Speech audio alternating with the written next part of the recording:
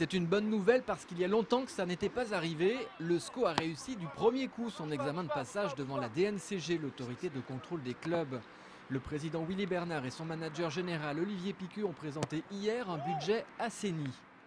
Notre passage hier devant la DNCG s'est très bien passé. Ils nous ont appelé quasiment dans la foulée pour nous dire qu'ils étaient contents de ce qu'on leur avait proposé. Donc c'est une satisfaction effectivement pour le travail qui est accompli depuis 3 saisons. Donc voilà, non, on est content ce matin. Je suis surtout content pour tous les gens qui nous ont fait confiance dans ce projet et qui aujourd'hui sont apaisés tout comme nous le sommes. Le SCO bénéficie d'une progression de 30% de son sponsoring, 20% de sa billetterie. Il a vendu plusieurs joueurs et termine sportivement à la 7e place. Des arguments et une dynamique qui ont convaincu la DNCG.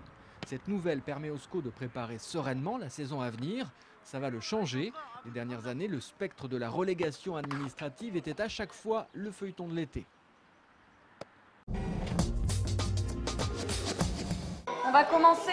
11h30 ce matin à la résidence La Rose de Noël à Angers. Les petits fours étaient prêts pour lancer l'ouverture du festival Mixage qui va se tenir jusqu'au 3 juin en différents points de la ville.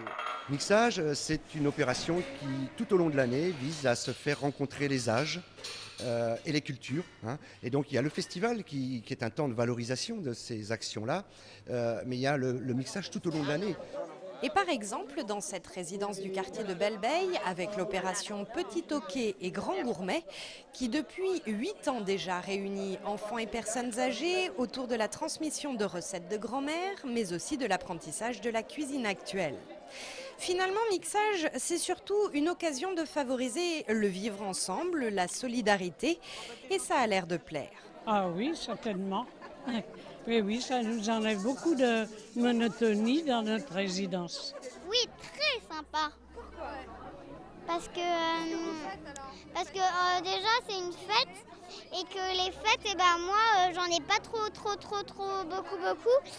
Alors j'aime bien faire des fêtes. De l'expérience Petit Hoquet et Grand Gourmet est né un livre de recettes et de photos intitulé Les Popotes de l'amour et disponible à la vente. Quant au festival Mixage, il a lieu jusqu'au 3 juin avec encore plein d'occasions de faire la fête.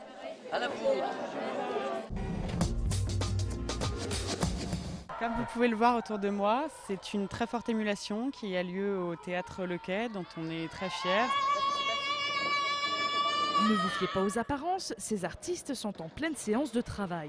130 personnes, pour la plupart des étudiants danseurs venus de 8 pays d'Europe, se sont donné rendez-vous cette semaine au Quai à Angers.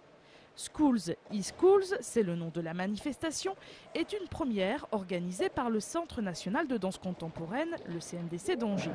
Ces jeunes participent à des ateliers et rencontrent une façon de confronter son art aux autres.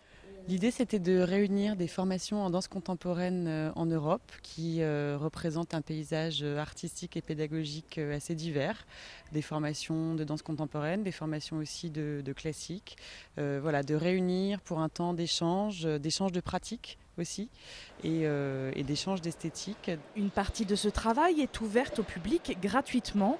Tous les jours au Forum du Quai, à 18h, des discussions sont proposées et à 20h, des spectacles présentant les créations des élèves.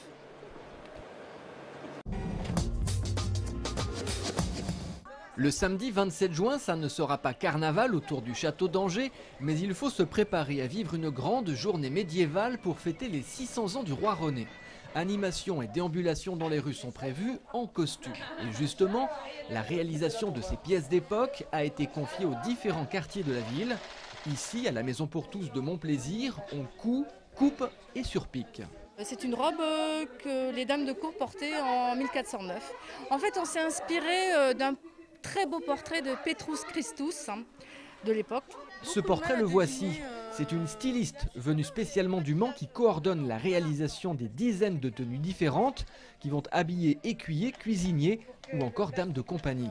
On a essayé d'être le plus fidèle possible, mais en même temps, le travail des couturières, j'ai quand même essayé de le simplifier. C'est-à-dire que parfois, il y a une énorme erreur chronologique, c'est qu'on va trouver les fermetures éclairs. Mais on va essayer de les cacher. Le costume du roi René s'annonce grandiose mais chut, il est encore secret. En revanche, les costumières sont à pied d'œuvre pour réaliser le carapaçon qui habillera son cheval.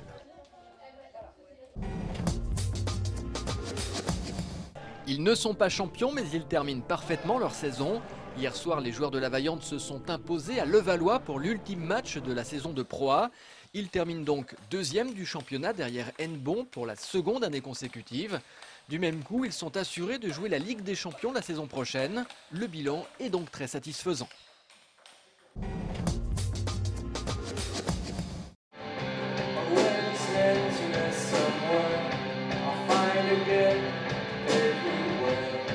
Ils n'étaient plus remontés sur scène depuis 20 ans et demain soir, ils seront au Shabada à Angers pour un concert unique et gratuit. Les Angevins de seconde chambre ont en effet décidé de s'offrir une séquence nostalgie à l'occasion de la réédition de leurs 3 albums sortis entre 1983 et 1989.